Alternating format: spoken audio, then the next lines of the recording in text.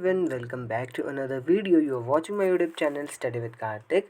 तो आज की इस वीडियो में हम बात करेंगे एजुकेशन कमीशन एंड कमेटीज़, जो कि आप लोगों को पता है कि आप लोगों की 20 नंबर का पूछा जाता है। तो 20 के 20 नंबर आप लोगों के पक्के होने चाहिए, क्योंकि ये एक स्कोरिंग जो है पोर्शन रहता है, ये और टीचिंग एप्टीट्यूड। तो मैं पूरी कोशिश करूँगा कि मैं ये वाले टॉपिक्स आप लोगों को क्लियर करवा दूँ।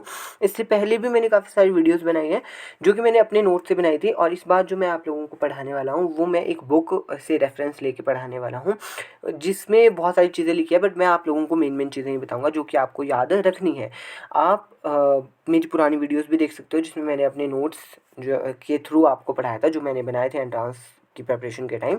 सो चलिए चलते हैं पीडीएफ पे और पढ़ते हैं कि क्या क्या मेन इंपॉर्टेंट चीज़ें हैं जो हमारे याद रखनी है और जिससे क्वेश्चन पूछे जाते हैं।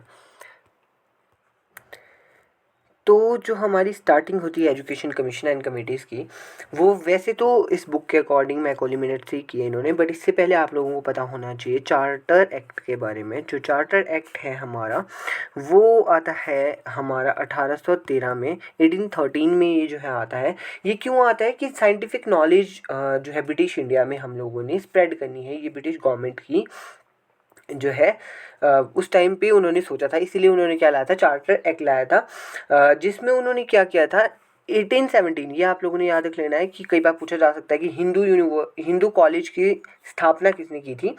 तो कब की गई थी, तो 1817 में हिंदू कॉलेज की स्थापना की गई थी। एंड हिंदू कॉलेज की स्थापना हुई, जिसको बाद में 1855 में प्रेसिडेंसी कॉलेज बनाया गया, और करंटली अगर पूछा जाए तो 2010 में उसे प्रेसिडेंसी यूनिवर्सिटी के नाम से जाना जाता है। ये हो गया।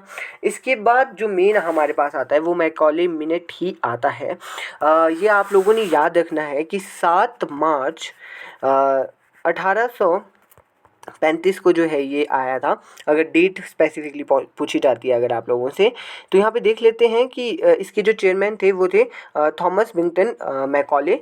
तो मैकॉले के नाम से ही मैकॉले मिनट रखा गया था। इससे पहले एक चीज़ मुझे याद आ रही है कि जो हमारा जो चार्टर एक्ट था, उसमें आप लोगों ने याद रखनी है कि 1 लाख रुपीज़ जो है आपके इंडियन एजुकेशन पे खर्च करने की उस टाइम पे बात की गई थी चार्टर में। चलिए अब मैकॉले पे आते हैं। हमने जान लिया कि 1835 में इसका एस्टेब्लिशमेंट हुई थी, मतलब आया था ये, और इसके चेयरमैन कौन थे, मैकॉले थे। ये आप लोगों ने याद रखना है। अब यहाँ पे मेन पॉइंट्स पढ़ते हैं हम, जो ये इसमें लिखे गए हैं। मेन पॉइंट इसमें क्या लिखा गया है कि provide education based on Sanskrit based education की, और Arabic in India is of no use for Indian development. इन्होंने बोला था कि जो एजुकेशन है इंडिया में, वो संस्कृत और अरेबिक बेस्ड है, जिसका कोई भी यूज़ नहीं है।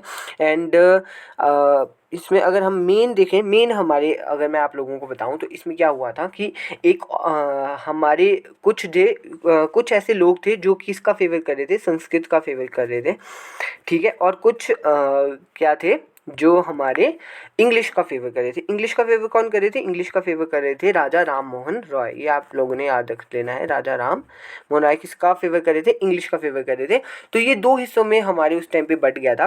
फिर जो इसमें क्या किया गया था, इन्होंने बोला था कि हम इंट्रोड्यूस करेंगे इंग्लिश को इन इंडिया, इंग्लिश लैंग्वेज को ये इंट्रोड्यूस करने की बात करते हैं यहाँ पे।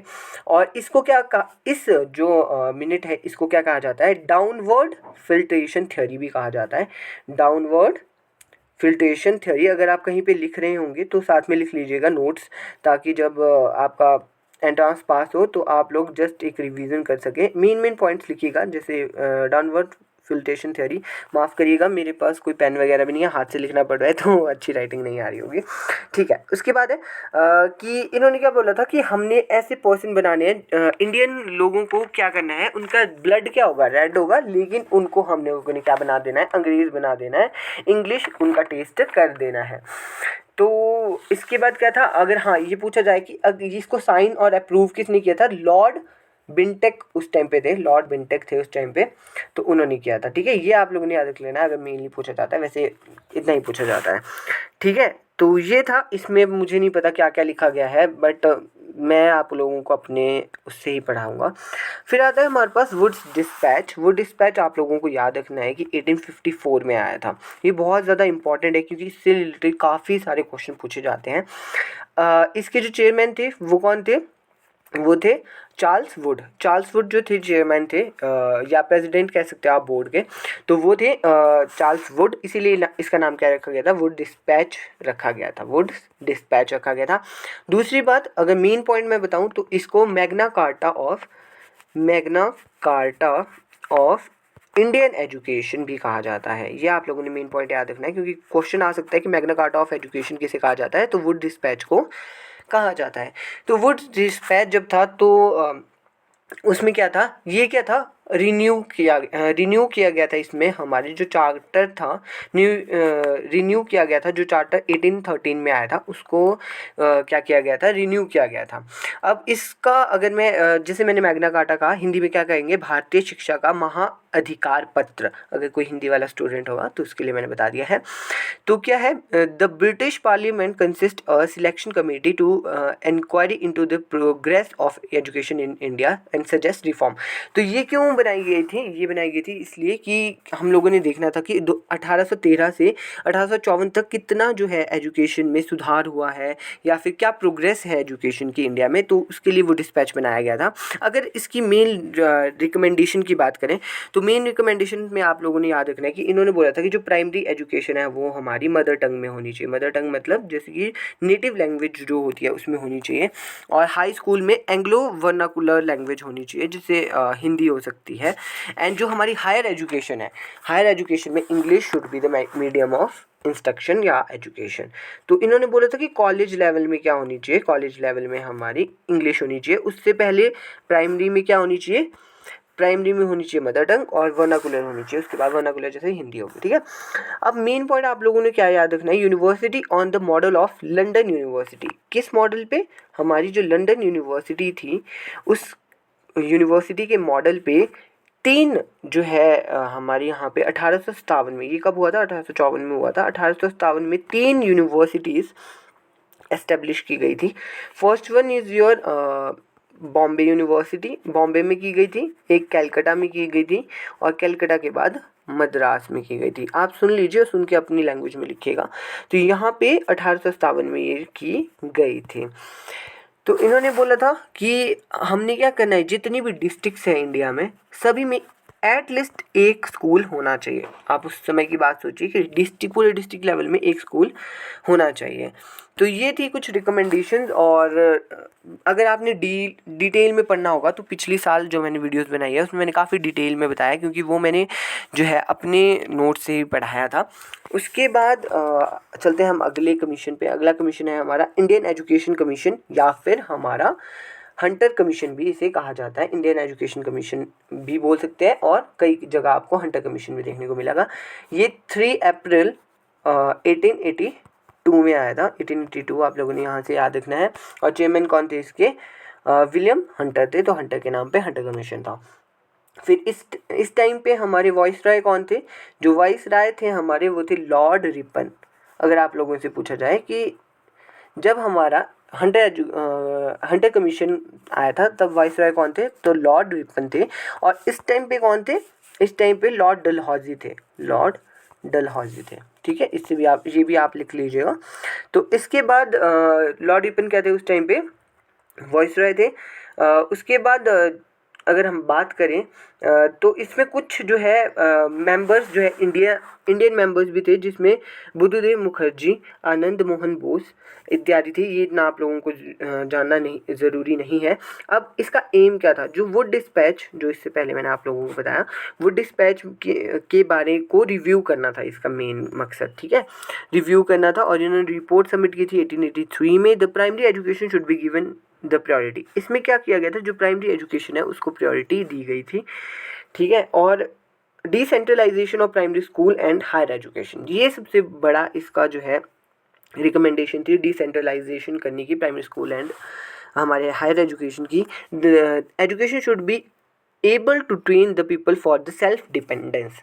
इसने बात की थी सेल्फ डिपेंडेंस की, मतलब हमने ऐसी एजुकेशन देनी है जो लोगों को सेल्फ डिपेंडेंट बना दे, ठीक है।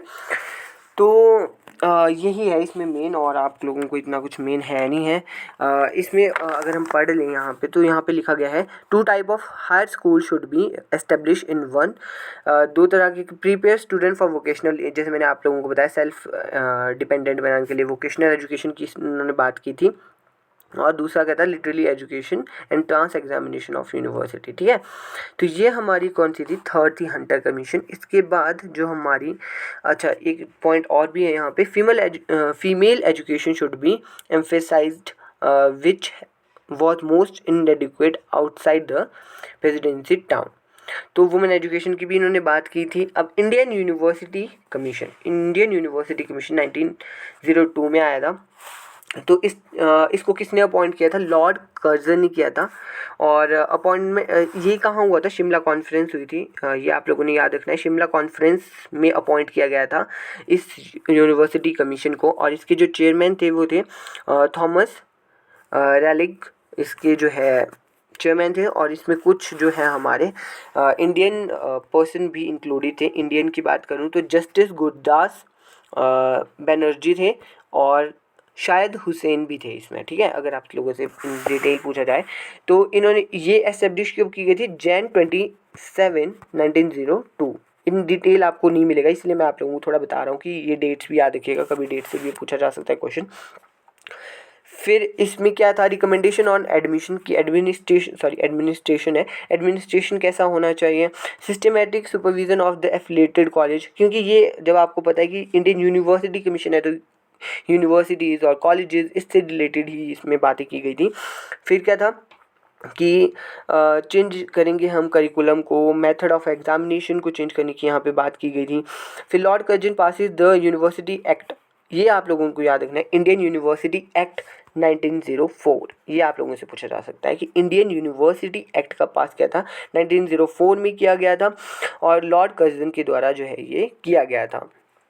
और ये किसके रिकमेंडेशन पे हुआ था, इंडियन यूनिवर्सिटी कमीशन की जो है रिकमेंडेशन पे हमारे इंडियन यूनिवर्सिटी एक्ट 1904 जो है इस्टेब्लिश हुआ था। ठीक है, ये आप लोगों ने याद रखना है, यही मेन है यहाँ पे। मेन चीज़ें ही पढ़ते हुए चलेंगे हम। उसके बाद हमारा आता है, वैसे तो यहाँ पे और भी आएगा, एक पॉइंट मैं और आप लोगों को बता देता हूँ यहाँ पे कि नेशनल काउंसिल ऑफ एजुकेशन की बात होती है हमारे यहाँ पे। नेशनल काउंसिल ऑफ एजुकेशन साफ नहीं लिखा जा रहा, जो कि कब आया था, 1906 में आया था। 1906 आप लोगों ने यहाँ से याद रखना है, 1906 में आया था ये कब आया था, ये सुन लीजिए आप थोड़ा सा। ये आया था जैसे कि जब हमारा, आप लोगों को पता है कि 1905 में क्या हुआ था, बंगाल का क्या हुआ था, पार्टीशन हुआ था।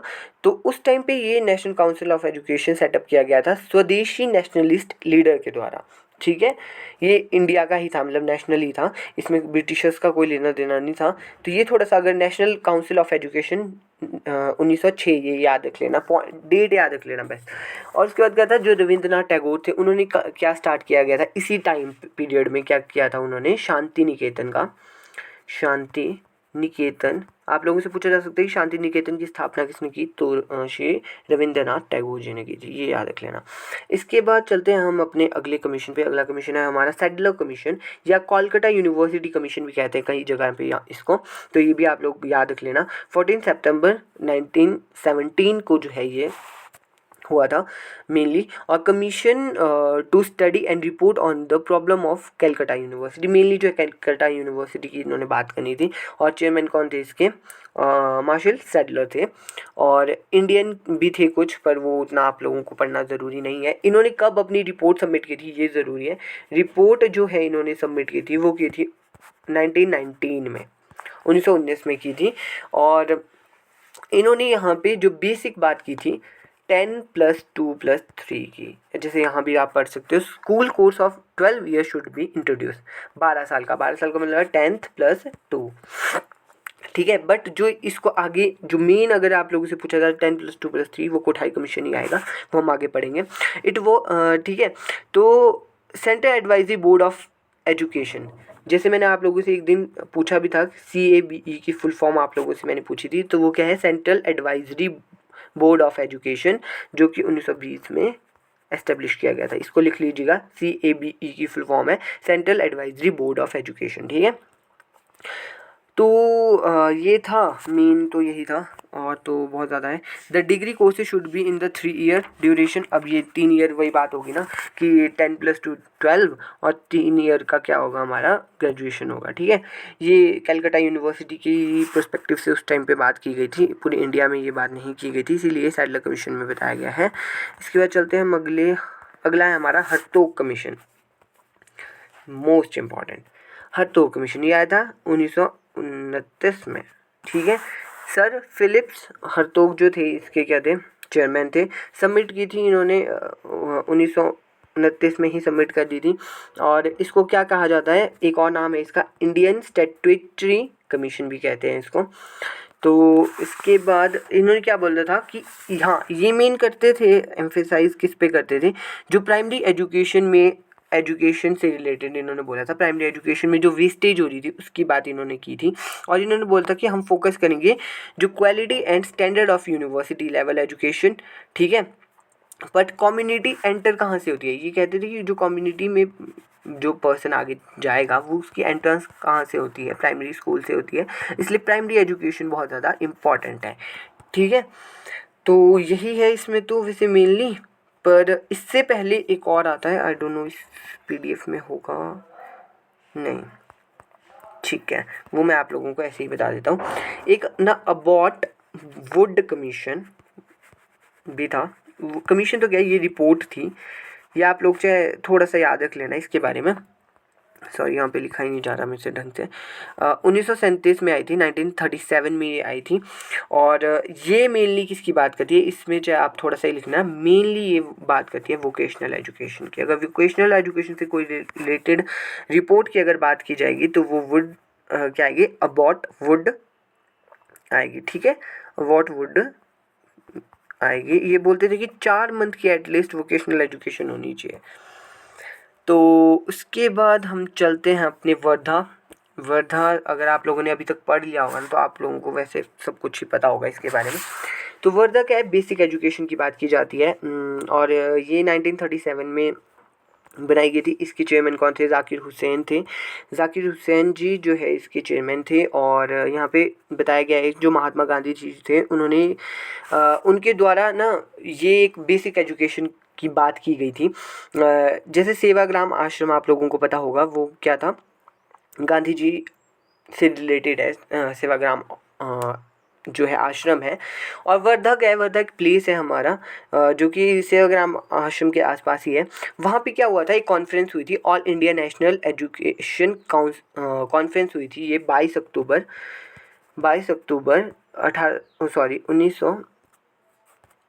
1937 को हुई थी ये, ठीक है। तो इस कॉन्फ्रेंस में क्या हुआ था, बेसिक एजुकेशन की बात की फर्स्टली जो है की गई थी इंडियंस के द्वारा। तो फिर क्या हुआ, इसे क्या और क्या क्या कहा जाता है, बेसिक एजुकेशन को बुनियादी शिक्षा कहा जाता है। बुनियादी शिक्षा, तालीम, नई तालीम, ये भी कहा जाता है ना, ये भी आप लोग यहाँ से याद रखना। और इन्होंने क्या बोला था कि 7 साल की जो है, मतलब फ्री एंड कंपल्सरी एजुकेशन की यहाँ पे बात की गई थी, अगर मैं मोटा मोटा आप लोगों को बताऊं। और जो गांधी जी थे, आप लोगों को पता है कि वो वैसे भी जो है हैंडीक्राफ्ट वगैरह की ज़्यादा बात करते थे। जो ये बोलते थे कि हम क्या करेंगे, बेसिक हैंडीक्राफ्ट वगैरह सिखाएंगे और बच्चों को क्या करेंगे, वोकेशनलाइज करेंगे, ताकि वो क्या करें, अपना अर्निंग भी जो है साथ साथ में करते रहें। अगर आप यहाँ पे देखेंगे तो the first 7 year of schooling to be organise in an individual integral part of free and compulsory, है ना, नेशनल वाइड एजुकेशन की इन्होंने बात की थी। बट ये क्या हुआ था, इम्प्लीमेंट नहीं हो पाया था वर्ल्ड वॉर की वजह से, क्योंकि आप लोगों को पता है उसके बाद वर्ल्ड वॉर भी हुआ था।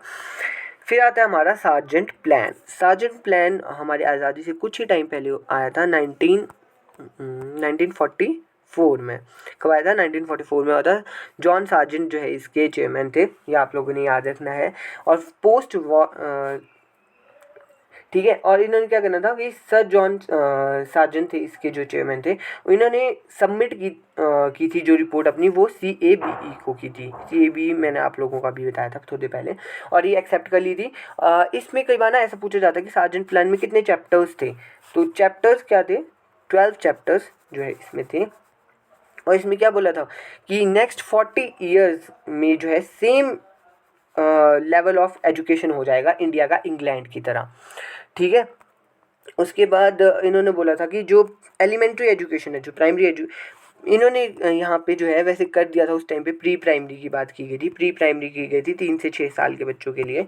और जो एलिमेंट्री एजुकेशन है, जो हमारी प्राइमरी एजुकेशन है, वो फ्री एंड कंपलसरी की बात हो रही थी यहाँ पे, है ना। उसके बाद क्या हुआ कि हाई स्कूल में, जब हम हाई स्कूल में जाएंगे तो वहाँ पे क्या होगा, वोकेशनल कोर्सेज होंगे और साथ में ही क्या होगा, एकेडमिक कोर्सेज भी होंगे, दोनों होंगे साथ में, ठीक है। स्ट्रेस क्या दिया था इन्होंने, फिजिकल एंड मेंटल डेवलप जो हैंडीकैप्ड बच्चे थे उन पे भी स्ट्रेस दिया था इन्होंने कि उनको भी साथ में लेके चलना है। यहाँ पर लेते जैसे प्री प्राइमरी की बात की गई, जैसे मैंने आप लोगों को बताया 3 से 6 साल के लिए, for the children between 6 to 14 free and compulsory education की बात की। हाई स्कूल में क्या करेंगे हम, 6 साल की बिगिनिंग होगी। और ये देखिए यहाँ पे क्या गया था, high school examination selected student university cost 3 साल का जो है हमारा कॉलेज कोर्स होगा। और the development of public library system in 20 years, तो ये ऐसी कुछ बातें हैं। तो इसके बाद हम चलते हैं अपने 1948 की कमीशन पे, जिसे राधा कृष्ण कमीशन या फिर यूनिवर्सिटी एजुकेशन कमीशन की बात की जाती है। ये हमारे इंडिपेंडेंस के बाद का पहला कमीशन था, जो डॉक्टर सर्वपल्ली राधाकृष्णन जी, जिनको आप जानते ही हैं, उनके द्वारा ये एस्टेब्लिश किया गया था, ठीक है। तो इससे पहले मैं आप लोगों को यूजीसी, चलो यूजीसी हम बाद में पढ़ लेंगे, तो राधाकृष्ण कमीशन ही पढ़ लेते हैं हम सबसे पहले। तो राधाकृष्ण कमीशन क्या बोलता है, यूनिवर्सिटी एजुकेशन कमीशन कहते हैं, डॉक्टर सर्वपल्ली राधाकृष्णन जी थे। इन्होंने अपनी रिपोर्ट कब सबमिट की थी, रिपोर्ट हमारी जो है इसकी सबमिट की गई थी अगस्त 1949 को, ठीक है। ये आप लोगों ने यहाँ रखना है। इन्होंने 4 टाइप ऑफ टीचर्स की बात की थी, ये मेन आप लोगों ने याद रखना है। 4 टाइप ऑफ टीचर्स की बात की थी इन्होंने। First one is professor, second one reader, फिर लेक्चरर, फिर इंस्ट्रक्टर। अब जो इंस्ट्रक्टर है, जब आप ITI वगैरह का अगर आप लोगों को आइडिया होगा तो वहाँ पे क्या रखे जाते हैं, इंस्ट्रक्टर रखे जाते हैं। +1 2 के लिए हमारे जो है लेक्चरर्स रखे जाते हैं, रीडर हो गए जो भी नॉर्मल टीचर्स होते हैं, प्रोफेसर जो है यूनिवर्सिटी या कॉलेज के लिए होते हैं, ठीक है। ये इन्होंने बात की थी। Improve teacher quality and qualification की इन्होंने बात की थी। एडमिशन, यूनिवर्सिटी में एजुकेशन तभी मिलेगी या फिर कब मिलेगी, जब 12 साल का स्कूल कोर्स हम कंप्लीट करेंगे। और पेजेस ये कोई ज़्यादा ज़रूरी नहीं है। रिसर्च फेलोशिप की इन्होंने बात की थी। और university education should be placed on the concurrent list की बात इन्होंने की थी। और हाँ, एक और जो ज़रूरी था वो रूरल यूनिवर्सिटी की इन्होंने बात की थी, रूरल एरिया में यूनिवर्सिटीज़ खोलने की इन्होंने बात की थी। पढ़ लेते हैं यहाँ पे क्या दिया, introduction to 3 year degree courses in first university degree, greater use of tutorial system of instruction, formulation of new aims की बात की थी। रूरल यूनिवर्सिटी देखिए यहाँ पे बात की गई थी। Student at the secondary university level should given at least 3 language, mainly the regional language, link language Hindi और इंग्लिश की बात की, लैंग्वेज की बात की थी इन्होंने। To coordinate university education in the currently the establishment of university grant commission was also the recommendation. ये देखिए अब यहाँ पे क्या है, UGC की स्थापना की रिकमेंडेशन जो है डॉक्टर सर्वपल्ली राधाकृष्णन जी की कमीशन के द्वारा की गई थी। ये याद रखना है आप लोगों ने, UGC को रिकमेंड किसने किया था, डॉक्टर सर्वपल्ली राधाकृष्णन कमेटी जी ने किया था। तो आज की वीडियो में इतना ही करते हैं, इससे आगे करेंगे हम कल की वीडियो में। So thank you so much for watching this. अगर अच्छा लग रहा है, आप लोगों को थोड़ी सा भी समझ आ रहा है तो वीडियो को लाइक ज़रूर करिएगा और चैनल को सब्सक्राइब भी करिएगा और दोस्तों के साथ शेयर भी ज़रूर करिएगा। Thank you.